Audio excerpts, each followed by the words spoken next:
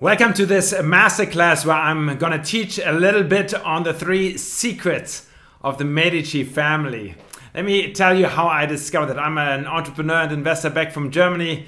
Now I live with my family here on the island of Mallorca in Spain, but have been investing and building companies for the last 25 years. And the Medici family has always been on my radar, but it wasn't until we as a family took a trip in 2020 where something dramatically changed. Let me show you a picture here of this wonderful city, Florence, Italy.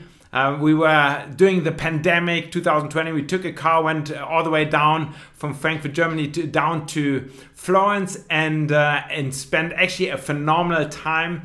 The city was empty. There were no Americans, no Chinese people, no one else was traveling in Europe, and we could spend a phenomenal time there as a family visiting. During that time, and by the way, this is a picture here of my family.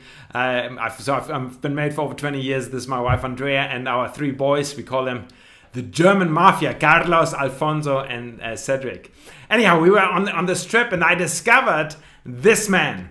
I was reading late at night a book on the Medici family, and this is basically the guy who got the whole dynasty, the Medici family dynasty going more than 500 years ago. His name is Cosimo de' Medici, Cosimo il Vecchio, so Cosimo the Elder, how we say it in English.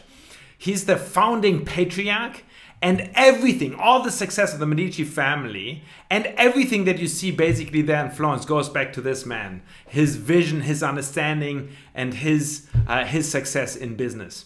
In a letter to his son, he wrote the following sentence: "I don't make the same calculation as everyone else."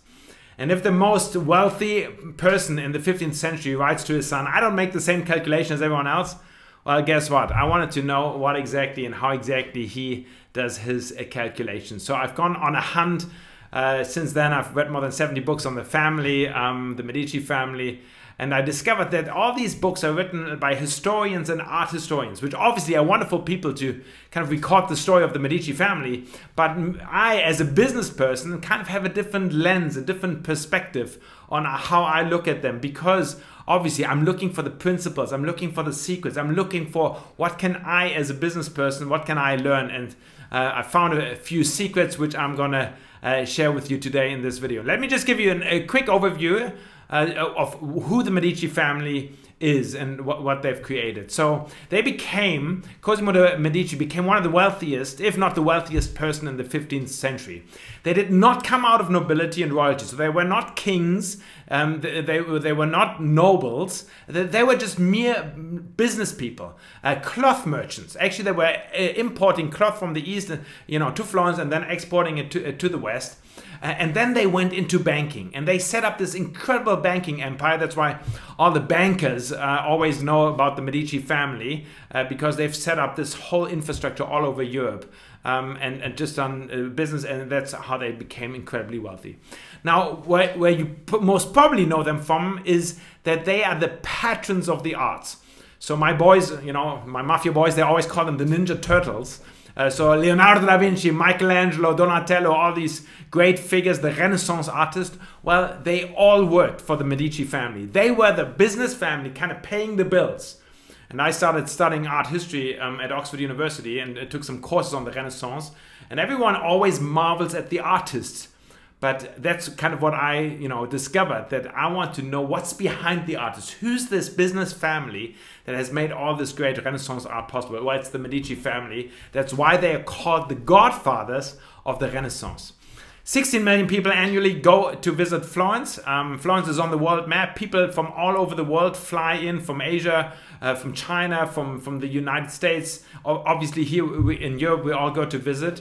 And actually what we marvel at is all the stuff that this family has created. So every palazzo, every church, every monumental building during that period was all constructed under their leadership and under their vision and direction. 4 popes, 2 French queens, and a franchise network really made them incredibly successful all over Europe. They intermarried with the House of Spain, they intermarried with the House of France. In the 17th century, Catherine de' Medici, Caterina de' Medici, was probably the most powerful woman here in Europe. That's how they interlocked and even built their empire out. For 300 years, they ruled Tuscany. So Florence is the capital of Tuscany, but from that, really, their influence was spread all over Europe. So in many ways, they've stood the test of time. You all know this famous painting by Leonardo da Vinci. Well, Leonardo worked for the Medici family. You may not recognize immediately this person, but this is Pope Leo X. And you must have heard of Pope Leo X because he's actually the Pope that kicked Martin Luther out of the Catholic Church. So when Martin Luther pinned his 95 Theses back in Germany on the wall, he was mad at this guy, Pope Leo X. And guess what his birth name was? You're guessing right, Giovanni de' Medici. So Giovanni de' Medici later on became Leo X, a Medici Pope. Galileo Galilei was the house teacher of the Medici family. And perhaps you even know that kind of that backstory, that the Catholic Church at a later point kind of got mad at Galileo. They had, you know, conflicts, and the Medici embraced him actually, even though they were also intertwined with the Catholic Church. But they actually hired him as the house teacher. So there's a wonderful museum actually when you go and visit Florence, a wonderful Galileo museum for you mathematicians and people interested in science. He was also on the payroll of the Medici family. So to make a long story short, the Medici family for 300 years they ruled Florence and Tuscany, but their influence is still present today. This is how they invested as business guys strategically. So first of all, they built an incredible cash flow positive business. That's why I, as a business person, have always wanted to learn more. How did they set up their business empire? What can I learn on how to develop, the business side? But then also they branched out into politics. They took over the signoria. They started influencing into other families around Europe who were all calling the big shots, so heavily politically involved. Then they obviously became the great patrons of the art and architecture. So also architecture was revolutionized during the Renaissance, goes back to the Medici family. They hired Filippo Brunelleschi, the famous Renaissance architect. He was on their payroll. And then, of course, religion, which was the biggest powerhouse back then, the Catholic Church. They even, and I'm going to share a little bit more with how they got into that religious system and really develop things out there. So let me talk to you about the 3 secrets, and I'm going to start with the first one that I've discovered. And you know, there are many more. As I said, I've just written a book on Cosimo de' Medici, which I'd be happy for you to get as a download or as a physical copy. But the first secret that I want to talk to you about today in this webinar, this masterclass, is the open checkbook, the principle of the open checkbook. So figure this. They were bankers. They set up their bank office in Florence. They had one in Rome. And obviously they were thinking through, how can we get more clients? And so Giovanni de' Medici is the father of Cosimo. So he's the founder of the Medici Bank, but it's really Cosimo de' Medici who made the bank successful. So Cosimo and his dad, they kind of had their little meeting at the local tavern in Florence. And they kind of figured, well, who would be our best clients? We're running a bank empire, bank business, who would be our best clients? Well, they did not have to think long. They came up with a brilliant idea. How about the Catholic Church? They're calling all the big shots here. They're collecting money all over. They are the dominant, force here in Europe. So how about we take over the cash box of the Vatican? And how could we do that? Well, at that point of time, which was at the beginning, they didn't have much influence. The existing Pope was not within reach for them. So they figured, how about we go on a lookout for the next Pope? And how about we not just find someone who could potentially be the next Pope, but we actually sponsor him? And now this is kind of an incredible story, because of all the places the Medicis and Giovanni de' Medici and Cosimo de' Medici could have found, they found this guy. Okay, his name is Baldassar. Okay, Baldassar. I have to laugh because this is just an incredible story. You can't make this stuff up. Okay, this is just world history. So Baldassar was a pirate down from Naples. And the reason he was a pirate, he and his brothers were 2 pirates. They were ransacking ships outside, Naples on the coast, Italian coast down there, because their family had been once kind of very rich, famous in town. They created a phenomenal lifestyle like rich people often do. But then, you know, the business had gone down and they wanted to keep up their lifestyle. So what did they do? Well, these guys became pirates. Baldassar and his brother became pirates, which for his brother ended very badly. You know, he got killed, slaughtered in Naples a few years later because of piracy. But Baldassar was kind of a maker and a shaker. So to make a long story short, the Medici family, Cosimo and his dad, they found Baldassar and thought this guy has potential. And they gave him an open cash book. They allowed him to spend as much money as he wanted out of the Medici bank's cash box in order to finance his path into the Catholic Church. First of all, you know, a campaign to becoming a bishop and a cardinal, but then later on, literally becoming Pope. So his name is John Pope the 23rd. He ruled from 1410 to 1415. 8 years prior to that, the Medicis gave Baldassar an open checkbook and said, whatever expenses you're going to incur, you know, on your path to becoming Pope, we're going to cover that. Everyone thought the Medicis were crazy by having a guy from Naples, a pirate, sponsored, but that's literally what they did. And guess what?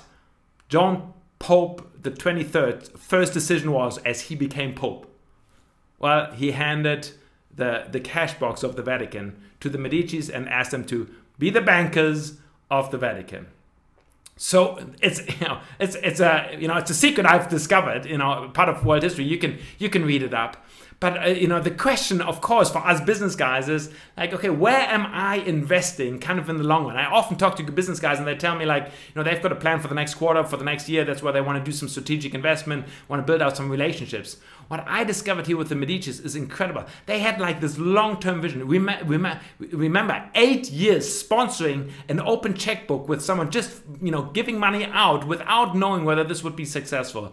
But at the end, it kind of secured their biggest client. So one of the questions I like to ask, where are you kind of paying your way up front into relationships? Perhaps a little bit more moral than the Medicis, but still with a long-term vision. So secret number 2 that I discovered: unleash force multipliers. That's what they did. Okay, so here let me show you a picture of the Signoria. This was the political center back then of the city of Florence. Actually, it still is today. It's the mayor's hall in Florence, Tuscany. So this is where the mayor sits even up to today. Florence is the capital of Tuscany, and this is the Signoria, the Palazzo de Signoria, and this is the place where all the political decisions in the city were made. Back then, Florence was a republic.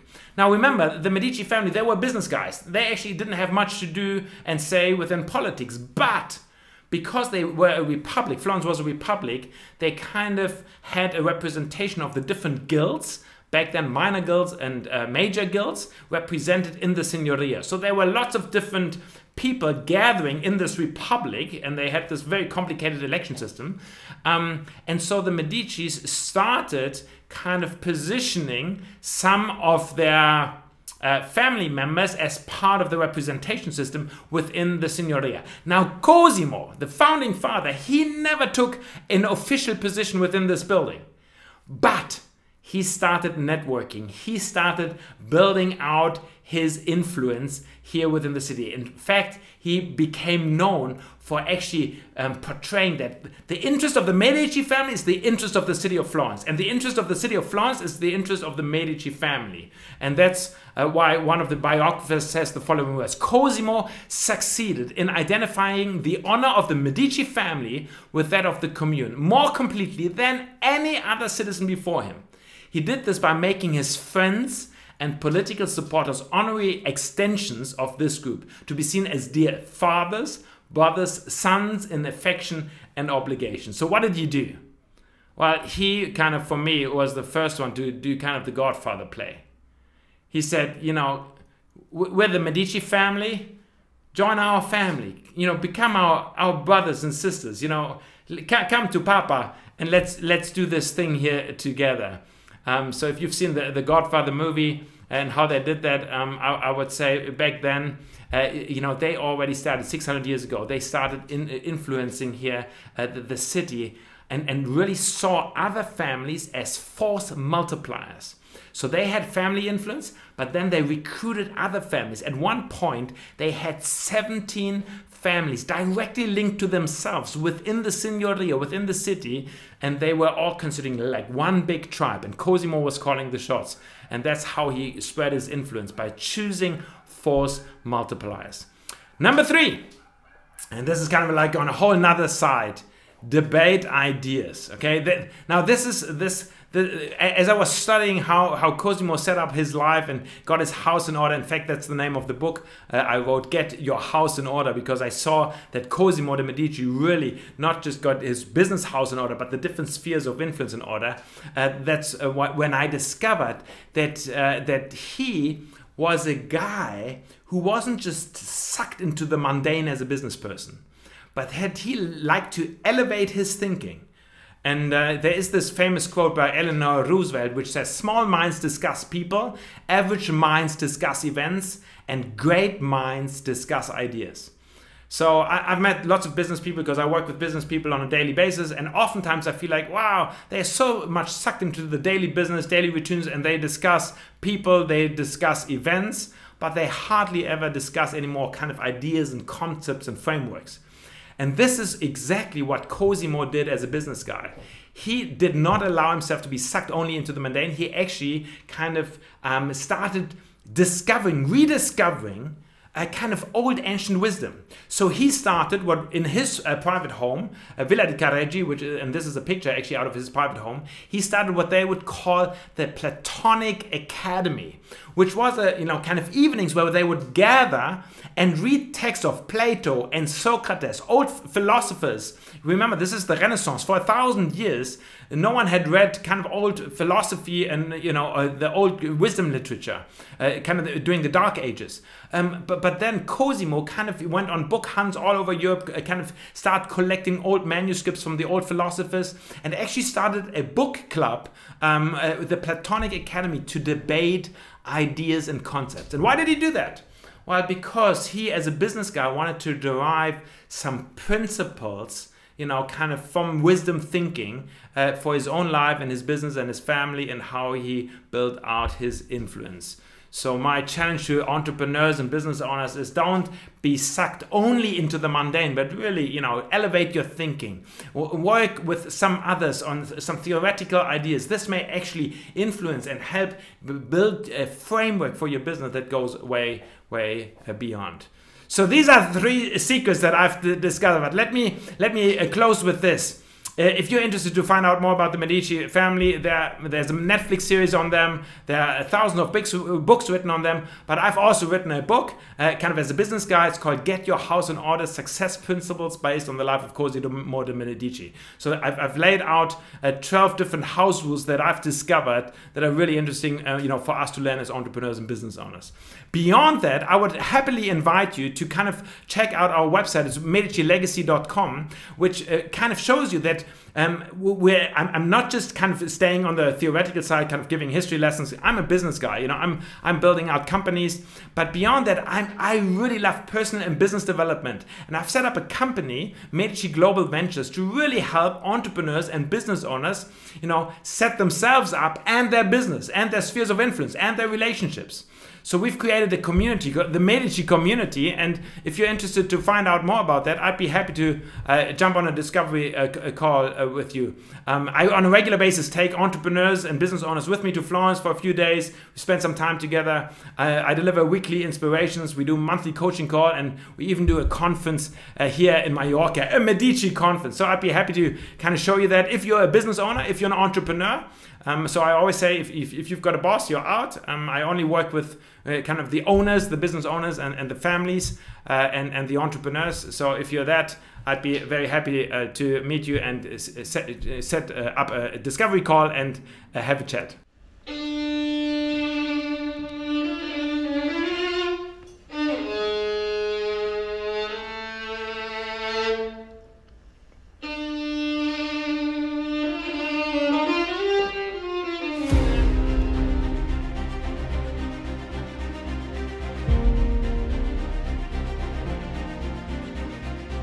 I love these nice shiny things, but actually success means a whole lot more. So I have actually designed this program, our Medici membership, in order to help you be successful, yes, with your business, earn money, have cash in order to buy some nice houses and some nice cars, but also to develop your personality. I've chosen the character of Cosimo de' Medici, who became the wealthiest in the 15th century. He was tremendously successful. He had a big cash box, he was doing business, but he also developed his other spheres of influence and got his house in order. So I've assigned myself the task of helping entrepreneurs and business owners get their house in order. That's what I've written the book about, and that's what I have designed the whole training about.